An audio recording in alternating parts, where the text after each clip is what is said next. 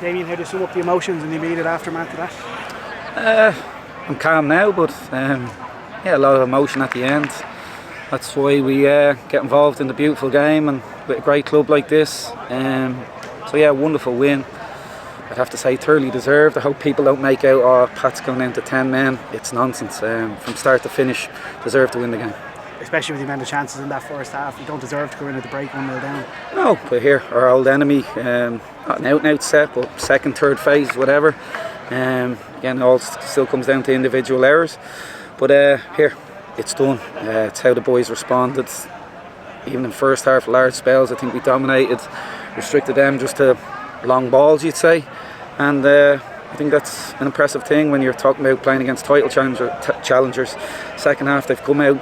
For me, what I smelt off them is they're happy just to play and keep the scoreline at 1-0, which can be dangerous, and it proved so. There must have been a real sense of belief, especially when we went in at that half-time, having created so many chances in that first half. Yeah, I think it did. Bizarrely, you go in 1-0 down, but I said to the guys, it must give you belief. You know, you're playing against big names and title challengers.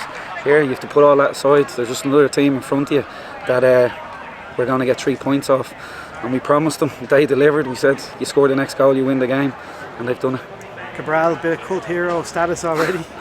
Listen, I've been around many clubs where even having a crazy Barnet, you become a cult hero. I've seen some bad players, I won't name them, but they had crazy Barnets and the fans loved them. But now, for me, it's not about Barnets, it's what you deliver on the pitch. What was it, 60 seconds into his debut?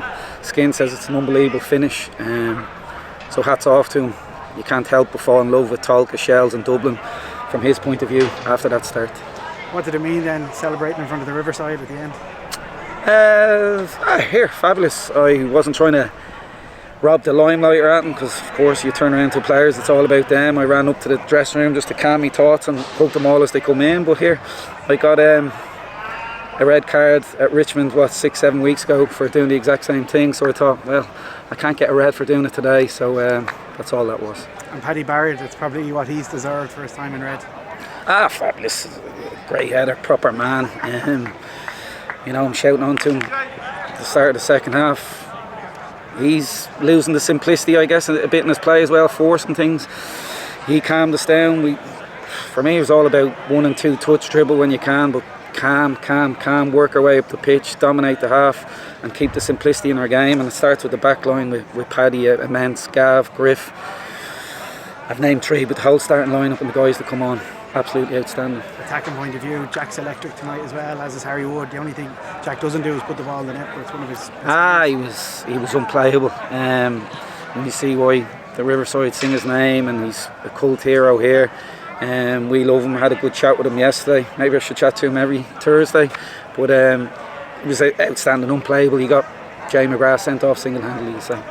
You talked about it being the biggest game in the country. It certainly was the most dramatic game in the country. I haven't even bothered checking the other scorelines. I think I semi-know what way they went. But here, I meant it. I know Rovers will have double the attendance, whatever. I don't get too carried away, I don't think. I said the biggest game in the country. For me this weekend, the biggest game in world football was Shelbourne and Pats. That's the way I see my job here. So, it wasn't the biggest game in the country, it was the biggest game in the world. You talked about sliding doors last week in Sligo, and we had opportunities to jump up a place or close the gap on Europe. We hadn't taken them last year. 2 opportunities in the last 2 weeks, and we've taken them. That must be something you're really proud of. Brilliant. And I guess the manner of the win, against a top team, and you can scrape a win. We've dominated them, and we've deserved to win. Sliding doors moments. We've come through the right side of it again tonight, but we can't get too carried away. Let the guys enjoy their night. I asked them after the game if they give me a good song and a good cheer, I'd give them the weekend off. It was beyond loud, it was very loud, so they've earned their weekend off. But here, it's back to square one again on Monday when they're back in. Okay, we've won, forget about it, and you start preparing for Cork in 3 weeks' time, which is a long break. What was the song? I asked Boydie to put on Picotto because the fans were, because he's the DJ, the resident DJ, that's why he got a new deal. But I was really struggling to find the song. I don't even know whether he had the right song. So the lads just went a cappella and we had a good chant for a couple of minutes. That's why I was soaking with sweat. And for me, that's what it's all about. It's not rubbing anyone's faces in or at, and it's emotion. Do they need to hear my crap after the game, me speaking how proud I am? No, they need to jump up and down and sing and hug and kiss, and that's what we did. You must be delighted with the courage they showed, because in a must-win game with a lot of pressure on, they just handled it. They did, yeah. Like I said, we have to park it now, Darren. The high of this game at Dublin Derby, they have to create, along with the fans, hopefully in 3 weeks' time here, Tolka against Cork, that same emotion, energy, enthusiasm, will to win. Sometimes when it's not the Dublin Derby, it's not there, but we have to create it. So, yeah, that'll be the plan. Matty Smith wasn't in your squad tonight. Is that an injury setback? It's still niggling him slightly, his ankle, so he's going to get an injection. So I'd hope to see Matty on the pitch in 3 weeks' time. You know, we've got 3 weeks. That's the benefit. Yeah, you lose your rhythm a bit.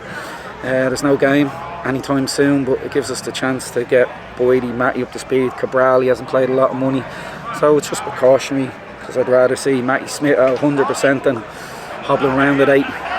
From a mindset point of view, going into this 3 week break with a win is much different than going in with a gallant loss or a draw. From a confidence point of view, does it give you a lot going into the next few games? Yeah, listen, the lads are high as kites up there. One of the, phrases we said to them at half time, a lot of times we've come out on the wrong side of these games, even when we've played really, really well, and he says, let's not be nearly men, let's get the next goal and win the game. And they've absolutely gone and done it. So yeah, the confidence will be sky high. Like I said, you can never get carried away. That's when sport and football and life bites you in the behind. So we'll bring them back down, if you know what I mean, and just get back to work Monday. Enjoy the weekend for Shels fans. Same to you guys.